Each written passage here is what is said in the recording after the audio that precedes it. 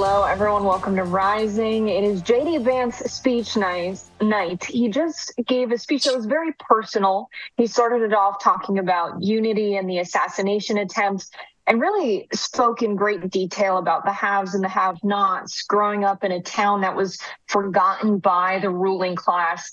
In Washington, he spoke a lot about the issues Americans face, like wage stagnation and not being able to afford a home. We didn't get a lot of solutions, though. It was not a very policy-focused speech.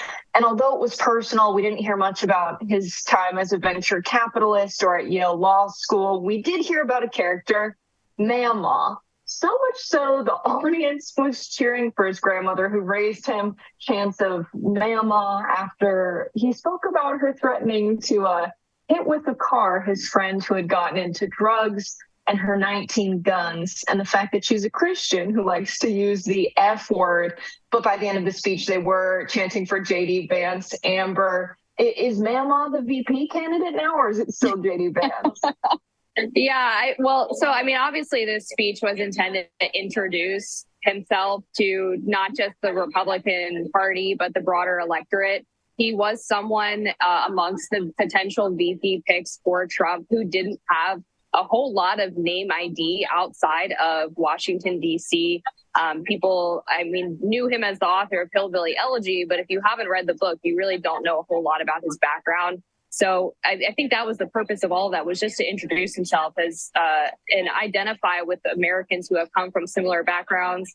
I know a lot of people like Mamaw that I grew up around and sounded very similar to some grandparents that I know.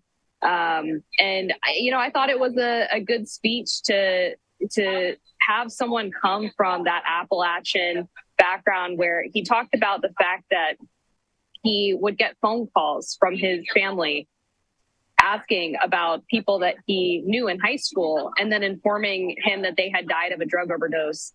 And that's something that I've experienced many times since graduating from high school on too much of a regular basis. And so I think he really made an attempt to connect to people from those rural backgrounds and help people understand how the Trump movement and the America First movement can positively impact those people, and hear from someone who isn't a New York City real estate millionaire. Right, yeah, as someone who grew up working class, just hearing a vice presidential candidate talk about the issues. I have family members who have, dealt with drugs, who have used fentanyl intentionally. Thankfully, she's clean now, but I have lost family members and friends to drug overdoses.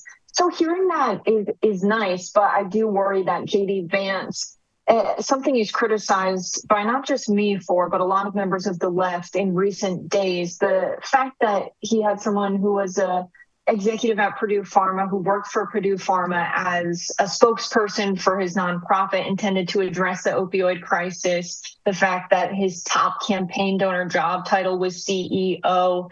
We didn't get a lot of that side of him. Of course, his wife, who he met at Yale Law School, introduced him. She comes from a different background, but there was a bit of a weird vibe. I don't know if it came through in person for you, Amber. During her speech, I've seen on Twitter that there were signs there calling for mass deportations, which is kind of a big contradiction, right? Because JD Vance is someone who's running with the Republican Party that's been very critical of the immigration system, but he's married to a first-generation immigrant. And there was one moment during that speech where he mentioned that, the country needs to be good for the people who built it. And she kind of winced at that statement.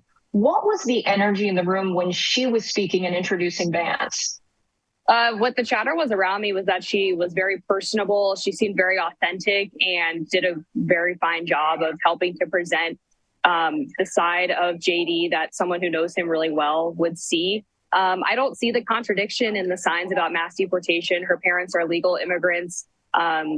Obviously, JD talked about illegal immigration, but he also said that America does welcome newcomers, but it has to be on America's terms. So there was a very obvious distinction there between how he views the Republican Party platform and how it treats legal versus illegal immigrants.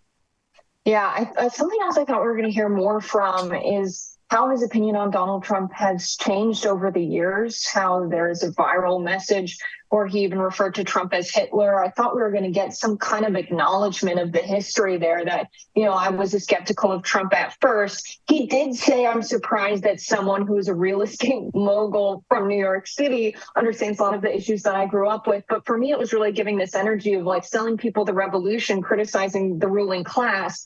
But it sounds like what we're going to get is, I don't know, more Reaganomics. They talked about cracking down on multinational corporations, which was giving the vibe of anti-globalist rhetoric, which is very MAGA 2016 when JD Vance was critical of Donald Trump. Are you surprised he didn't address his history of being a Trump non-believer? No, I think that that's going to be something that comes up later in the campaign, just based on people I've talked to close to Trump world as I've been at the convention. JD is obviously aware of the fact that he's gotten criticism for his shifting views and that some people have accused it of being inauthentic, saying that he just did it because he wanted to win that Senate seat in Ohio back in 2022.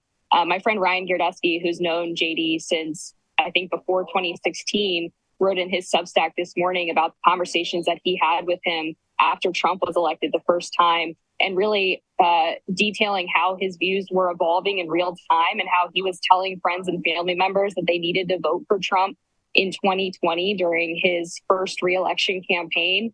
And then he didn't obviously announce his Senate candidacy until the following year, 2021. So I don't have any reason to doubt that his conversion was authentic. And I think as they get further down in the campaign, again, the other thing that I'm hearing is that's something he is going to talk about, because there are a lot of people who had similar political conversions, including within the Republican Party. I mean, there are a lot of establishment folks in the Republican Party who were very skeptical of Trump in 2016. They definitely, a lot of them still don't like him, but there are some who came around when they realized that a lot of the fear mongering about a Trump presidency was not warranted. And so I think he can help speak to perhaps political moderates and independents who maybe are feeling right now like, yeah, we voted for Joe Biden in 2020 because we were hoping it would be a little bit less chaotic. Maybe the news cycle would die down a little bit.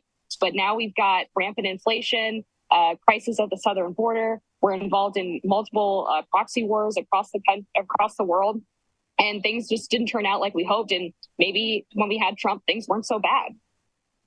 Right. JD Vance did talk about his decision to serve his country following 9/11, and he spoke about NAFTA as well and the financial crisis. Not so much the same issues that Donald Trump tethers a lot of his speeches to. He spoke a lot more about economic divisions in the country than I think I was expecting, but it was still obvious that this is a guy that's on message with the Trump campaign, because Don Jr., just before JD Vance spoke, was talking about how his father is not someone who needed this, not someone who needed money or power. JD Vance delivered that same message. He was very smiley throughout this speech in a way that was more believable than maybe someone like Ron DeSantis has been in the past. But all I got from this was, here's the personal story of JD Vance. He understands the plight of most everyday people.